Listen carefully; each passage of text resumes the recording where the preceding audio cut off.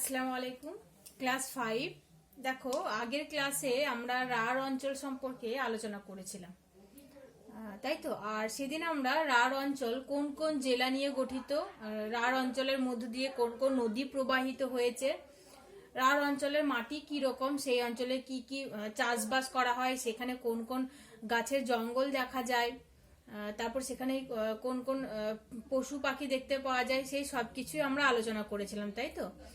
আর কোন কোন নদী মিলিয়ে কোন নদী নামকরণ হয়েছে সেগুলোও আমরা বলেছিলাম। তো আজকে আমরা অন্য একটা নতুন একটা টপিক নিয়ে আলোচনা করব। দেখো, এটা খুবই ইন্টারেস্টিং একটা টপিক, তোমাদের খুব ভালো লাগবে আশা করছি। তো আজকে আমাদের আলোচনার বিষয় হচ্ছে বরফ গলা জলের নদী।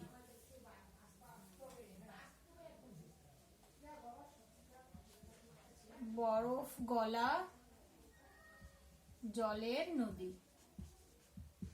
তো এই কথাটা শুনে তোমরা অনেকেই বুঝতে পারছো যে বরফ গলা জলের নদী বলতে এখানে বোঝানো হয়েছে যে নদী, আর যে নদীগুলো বরফ গলে গিয়ে সৃষ্টি হয়, তাই তো। তো আজকে আমরা মূলত বরফ গলে গিয়ে যে নদীর সৃষ্টি হয় সেই নদীগুলো নিয়ে আলোচনা করব, ঠিক আছে। তো বরফ গলা জলের নদী এটা আলোচনা করার আগে আমাদেরকে জানতে হবে যে নদী কাকে বলে বা নদী কি, তাই তো। নদী কি বলতো? নদী হচ্ছে অনেকগুলো জলধারার মিলিত একটা প্রবাহ, মিলিত একটা জলধারা, যেটা ভূমির ঢাল বরাবর উঁচু স্থান থেকে নিচু স্থানের দিকে বয়ে চলে, তাই তো। তাকে আমরা নদী বলি। আর সেই নদীগুলো বরফ গলা জলে পুষ্ট হতে পারে আর বৃষ্টি জলেও পুষ্ট হতে পারে, তাই তো। তো তাহলে আমরা বলতে পারি যে বরফ গলা জলে পুষ্ট বা বৃষ্টি জলে পুষ্ট যেসব জলধারা একত্রে মিলিত হয়ে ভূমির ঢাল বরাবর উঁচু স্থান থেকে নিচু স্থানের দিকে প্রবাহিত হয় তাকে নদী বলা হয়, তাই তো।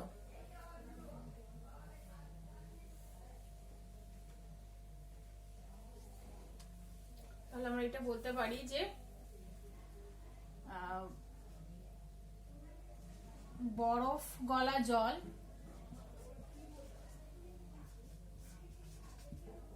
বা বৃষ্টির জলে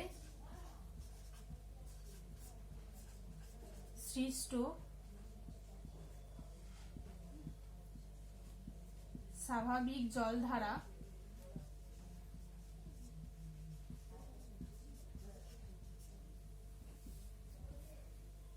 ভূমির ঢাল বরাবর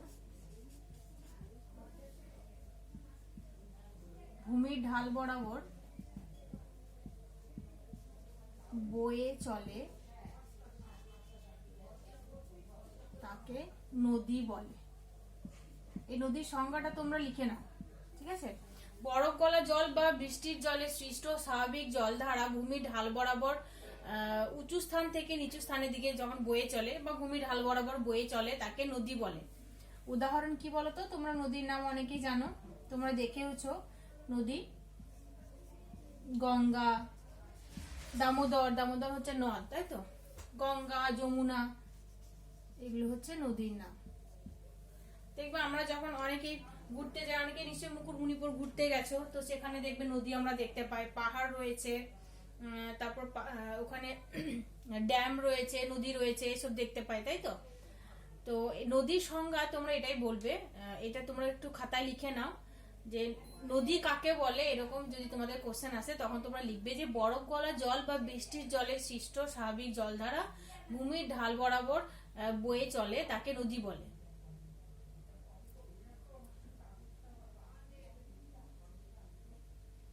বরফ গলা জল বা বৃষ্টির জলে সৃষ্ট স্বাভাবিক জলধারা ভূমির ঢাল বরাবর বয়ে চলে, স্বাভাবিক জলধারা যখন ভূমির ঢাল বরাবর বয়ে চলে তাকে নদী বলে। যখনটা লিখবে ভূমির ঢাল বরাবর বয়ে চলে তাকে নদী বলে। উদাহরণ গঙ্গা, যমুনা, এগুলো, ঠিক আছে। তো এই নদীর দেখো একটা উৎস থাকে, যে জায়গা থেকে নদীর সৃষ্টি হয়। তো উৎস সাধারণত পাহাড়ি অঞ্চলে বা পার্বত্য অঞ্চলে নদীর সৃষ্টি হয়ে থাকে। তো এখানে আমরা ধরে নিলাম যে এখান থেকে অনেকগুলো জলধারা এসে মিলিত হয়ে একটা মূল স্রোতে মিলিত হচ্ছে। এই নদীটা ভূমির ঢাল বরাবর বয়ে চললো, ঠিক আছে, বয়ে চলছে। এবার উঁচু স্থান থেকে নিচু স্থানের দিকে বয়ে যাবে, তাই তো, বয়ে চলছে। এবার এটা হচ্ছে উৎস, যেখানে নদীর সৃষ্টি হয় তাকে বলে নদীর উৎস। কি বলে? নদীর উৎস। যেখান থেকে নদীর সৃষ্টি হচ্ছে তাকে বলা হয় নদীর উৎস।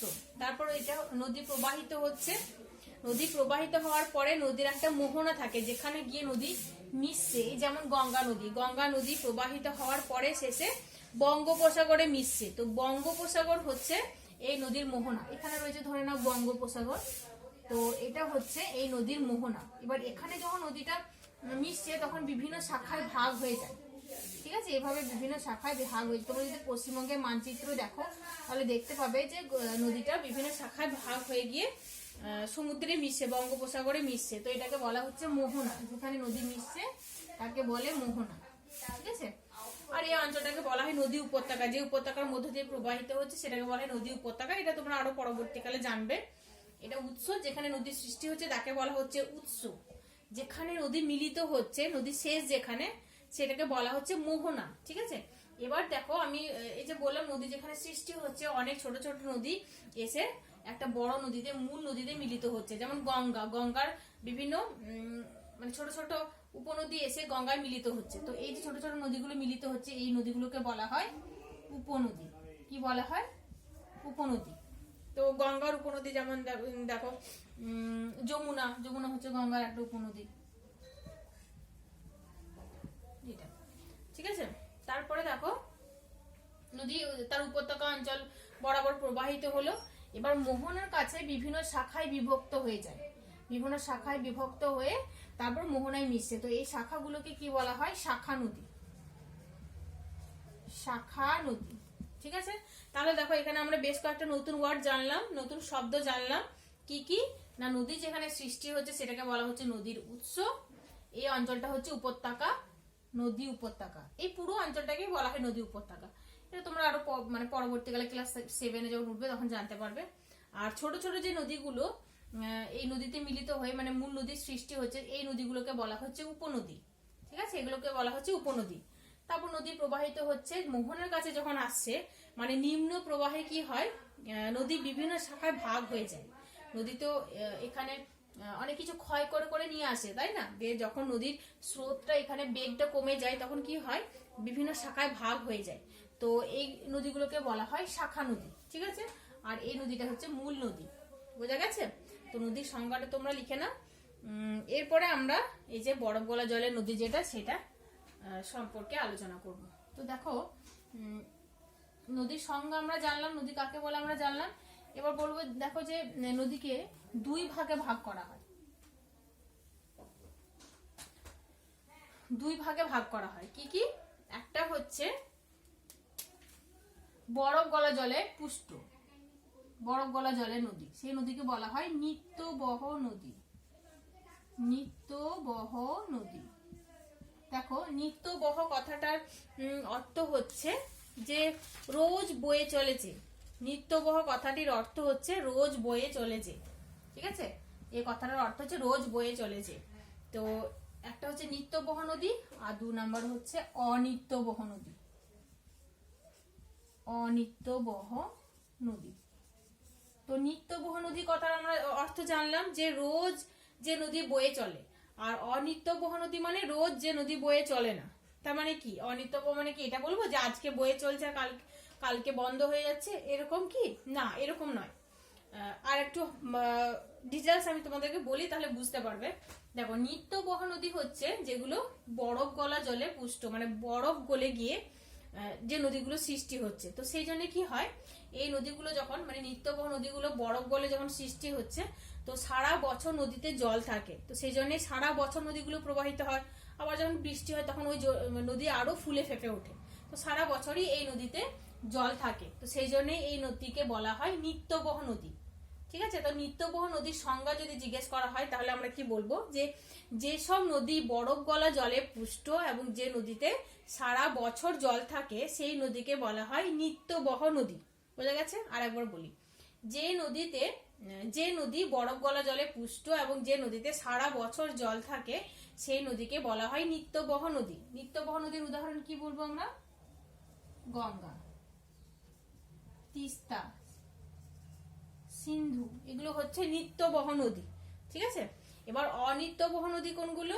অনিত্যবহ নদী হচ্ছে যেসব নদী বৃষ্টির জলে পুষ্ট। এই নদীগুলো কি বললাম? বরফ গলা জলে পুষ্ট এবং বৃষ্টির জলে পুষ্ট, এগুলো মানে দুইয়েরই জল থাকে। আর অনিত্যবহ নদী হচ্ছে বৃষ্টির জলে পুষ্ট যেসব নদী, এবং সারা বছর নদীতে জল থাকে না, শুধুমাত্র বৃষ্টির সময় মানে বর্ষার সময় জল থাকে বা একটু কিছু সময় জল থাকে, কিন্তু গ্রীষ্মকাল যখন হয় তখন নদীতে জল থাকে না, শুকিয়ে যায়, নদী শুকিয়ে যায়, সেই নদীকে বলা হয় অনিত্যবহ নদী। যেমন দামোদর। দামোদর যদি তোমরা কেউ ঘুরতে যাও তাহলে দেখতে পাবে যে গ্রীষ্মকালে পুরো নদীটা শুকিয়ে যায়, শুধু বালি আর বালি।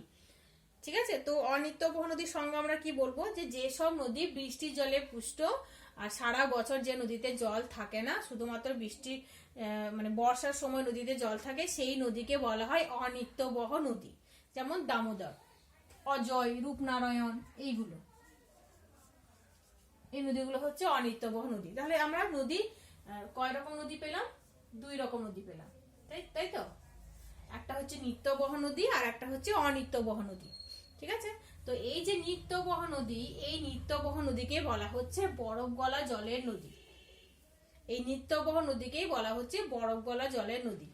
এবারে আজকের আমাদের মূল বিষয় হচ্ছে এই মানে নিত্যবহ নদীকে নিয়ে। অনিত্যবহ নদীগুলোকে নিয়ে আমরা আরো পরের ক্লাসে ডিটেলস আলোচনা করব। তো আজকে আমরা মূলত এই নিত্যবহ নদী নিয়ে আলোচনা করব, মানে বরফ গলা জলের যে নদী। তো আমাদেরকে তাহলে জানতে হবে যে এই নিত্যবহ নদী কিভাবে সৃষ্টি হচ্ছে। বরফ গলে সৃষ্টি হচ্ছে সেটা বুঝলাম, কিন্তু কিভাবে হচ্ছে, তো এটা আমরা একটু দেখে নিই কিভাবে এই নিত্যবহ নদী বা বরফ গলে গিয়ে নদী সৃষ্টি হচ্ছে।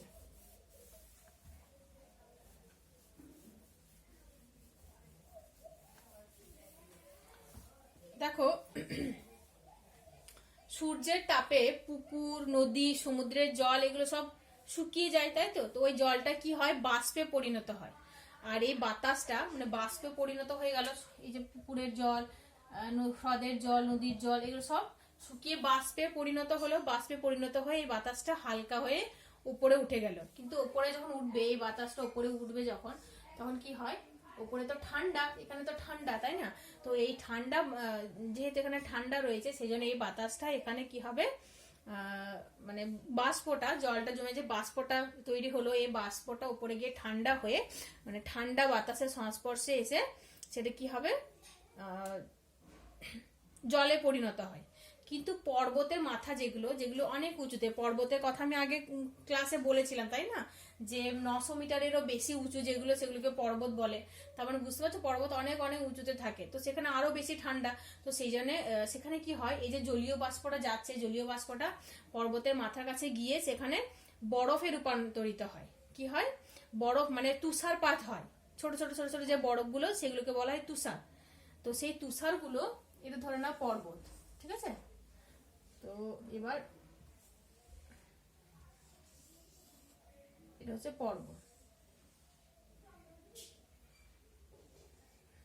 তো এই পর্বতের মাথায় তুষারগুলো জমছে, তুষারপাত হচ্ছে, তুষারগুলো জমতে জমতে এখানে কি হচ্ছে?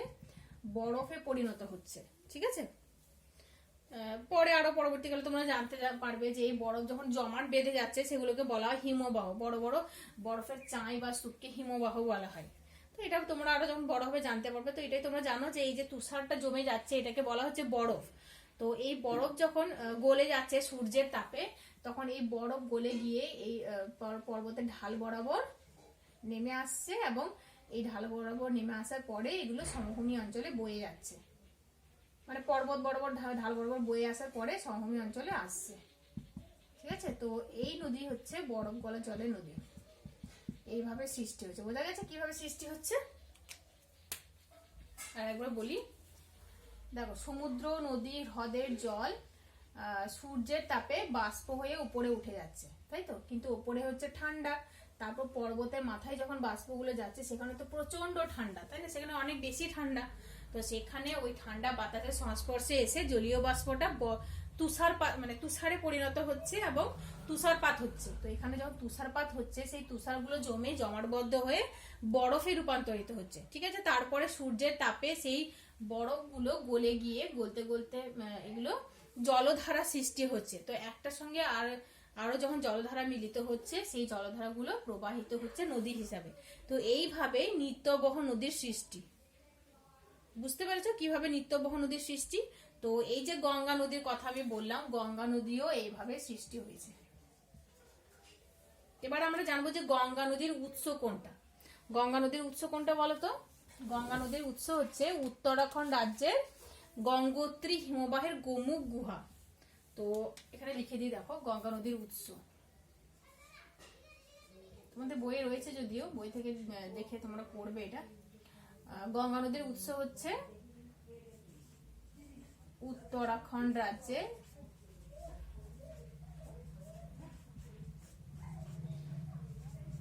গঙ্গোত্রী হিমবাহে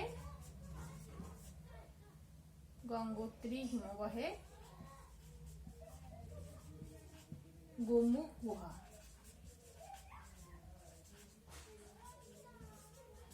ঠিক আছে, তো এটা হচ্ছে গঙ্গা নদীর উৎস। গঙ্গা নদী উত্তরাখণ্ড রাজ্যের গঙ্গোত্রী হিমবাহের গোমুখ গুহা থেকে সৃষ্টি হচ্ছে, গোমুখ গুহা থেকে উৎপন্ন হচ্ছে। তো তারপরে এই নদী উত্তরপ্রদেশ, তারপর বিহার, এইসব রাজ্যের মধ্য দিয়ে বয়ে চলেছে। তারপর উত্তরপ্রদেশ, বিহার এইসব রাজ্যের মধ্য দিয়ে বয়ে চলার পরে যখন পশ্চিমবঙ্গে ঢুকছে, আমরা পশ্চিমবঙ্গ রাজ্যে বসবাস করি, তাই তো? তো পশ্চিমবঙ্গে যখন ঢুকছে, পশ্চিমবঙ্গের একটা জেলা হচ্ছে মুর্শিদাবাদ জেলা। আমরা জানি মুর্শিদাবাদ জেলার কথা আমরা শুনেছি, মুর্শিদাবাদ জেলার নাম শুনেছি। তো সেই মুর্শিদাবাদ জেলায় এই গঙ্গা নদীটা যখন প্রবেশ করছে তখন দুটো ভাগে ভাগ হয়ে যাচ্ছে। কয়টি ভাগে ভাগ হচ্ছে গঙ্গা? তখন দুইটি ভাগে ভাগ হয়ে যাচ্ছে। গঙ্গা তখন দুটি ভাগে ভাগ হয়ে যাচ্ছে। ঠিক আছে, তো একটা ভাগ, গঙ্গা নদীর একটা ভাগ চলে যাচ্ছে বাংলাদেশের দিকে।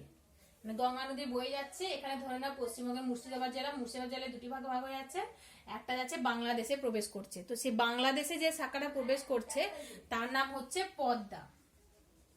ঠিক আছে, আর একটা ভাগ যেটা যাচ্ছে পশ্চিমবঙ্গের মধ্য দিয়ে প্রবেশ করছে, সেই ভাগটাকে বলা হচ্ছে ভাগীরথী। কি বলা হচ্ছে? ভাগীরথী।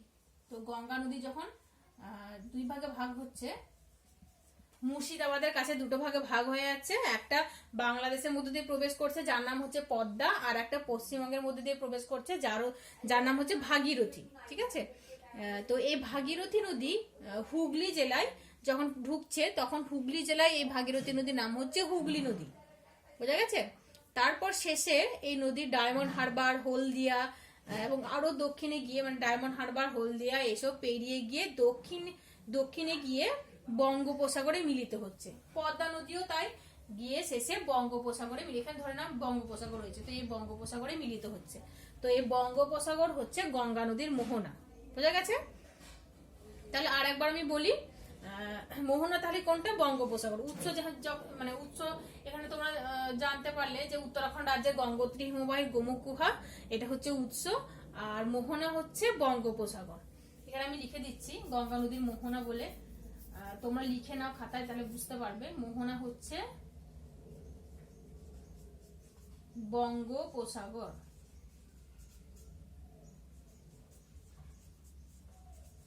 তাই তো?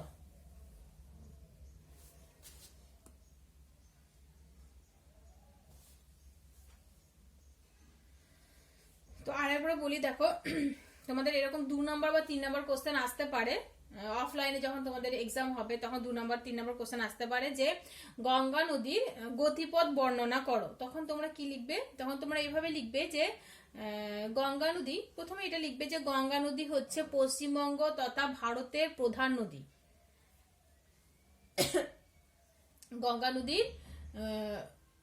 নদী হচ্ছে পশ্চিমবঙ্গ তথা ভারতের প্রধান নদী।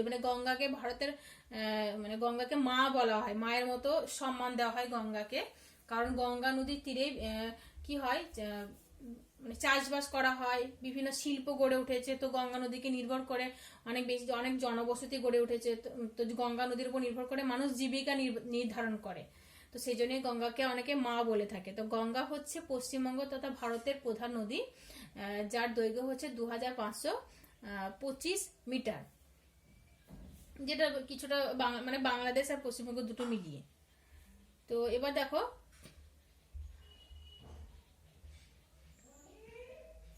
গঙ্গা নদীর হ্যাঁ গতিপত্র এবার এভাবে তোমরা লিখবে যে গঙ্গা নদী হচ্ছে পশ্চিমবঙ্গ তথা ভারতের প্রধান নদী।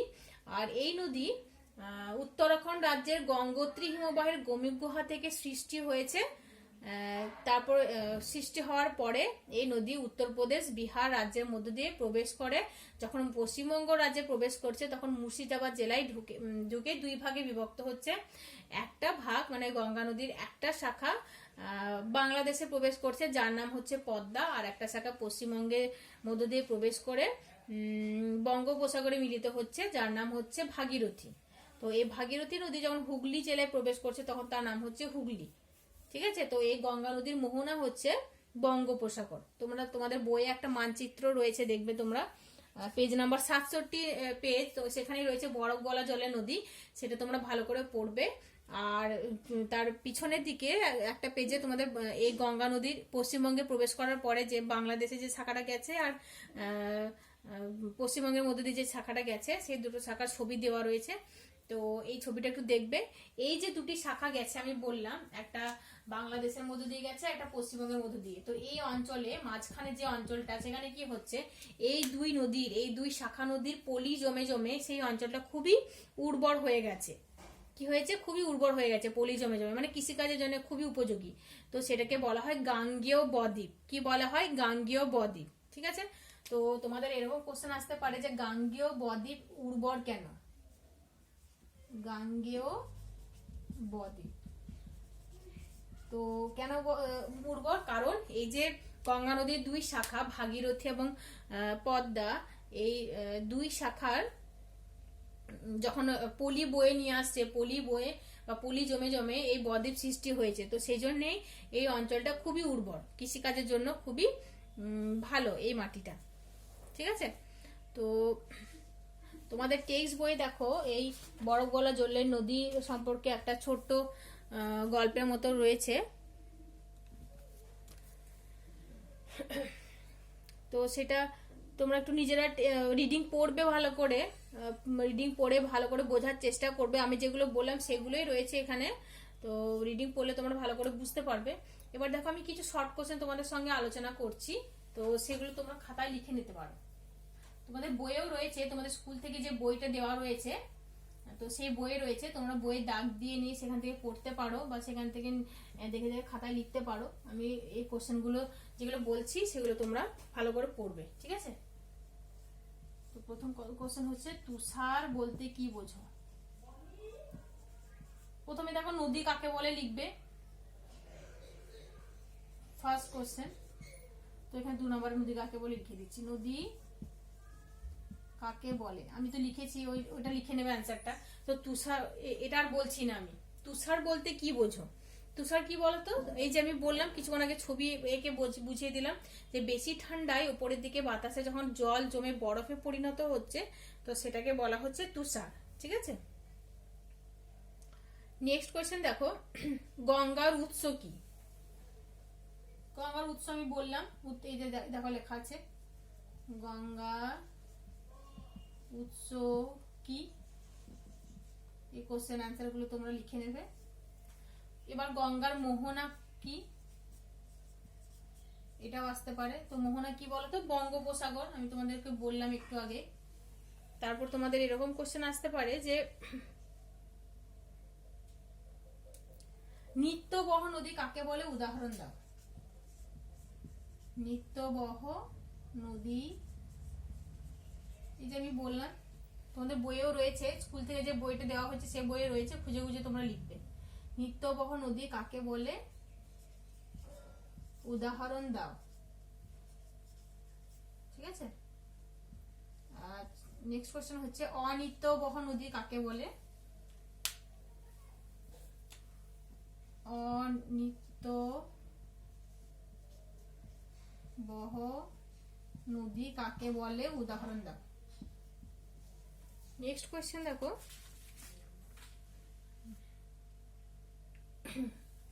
কোন হিমবাহ মানে কোন হিমবাহ থেকে গঙ্গা নদী সৃষ্টি। কোন হিমবাহ থেকে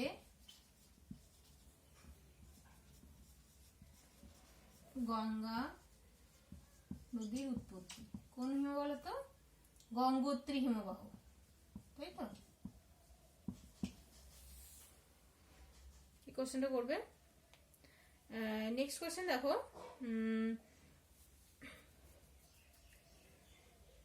আমি মুখে বলছি, এগুলা লিখছি না। দেখো, সমুদ্রের জল কিসের তাপে বাষ্প হয়ে উপরে উঠে যায়? এটা তোমরা সবাই জানো, সমুদ্রের জলটা সূর্যের তাপে বাষ্প হয়ে উপরে উঠে যাচ্ছে, তাই তো? নেক্সট কোয়েশ্চেন দেখো, গঙ্গা ছাড়াও আমাদের রাজ্যের আরো একটি নদী রয়েছে, সেই নদীর নাম কি? তো গঙ্গা ছাড়া আমাদের রাজ্যে আরো অনেক নদী রয়েছে, যে কোনো একটা নদীর নাম তোমরা লিখবে। যেমন দেখো, তিস্তা রয়েছে, তারপর দামোদর নদ রয়েছে, অজয় নদ রয়েছে। তারপর নেক্সট কোয়েশ্চেন দেখো, গঙ্গা মুর্শিদাবাদ জেলায় কি নামে পরিচিত? তো গঙ্গা নদী মুর্শিদাবাদ জেলায় ভাগীরথী নদী নামে পরিচিত। আর গঙ্গা মুর্শিদাবাদ জেলায় কয় ভাগে বিভক্ত হচ্ছে? 2 ভাগে বিভক্ত হচ্ছে, ঠিক আছে?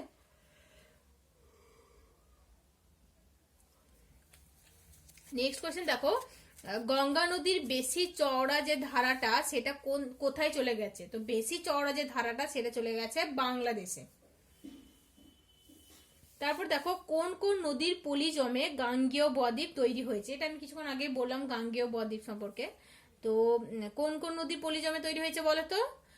ভাগীরথী ও পদ্মা নদীর পলি জমে গাঙ্গেয় বদ্বীপ তৈরি হয়েছে। ঠিক আছে, তাহলে এই কোশ্চেন অ্যান্সার গুলোই তোমরা পড়ো ভালো করে, আর এই ভিডিওটা তোমরা দেখো। কিছু বুঝতে না পারলে আমার সঙ্গে কন্ট্যাক্ট করবে। আর তোমাদের টেক্সট বইয়ে দেখো 67 নাম্বার পেজ, বরফ গলা জলের নদী, সেটা ভালো করে পড়বে। স্কুল থেকে যে বইটা দেওয়া হয়েছে সেটাও পড়বে ভালো করে, তাহলেই হবে। ঠিক আছে, আসসালামু আলাইকুম।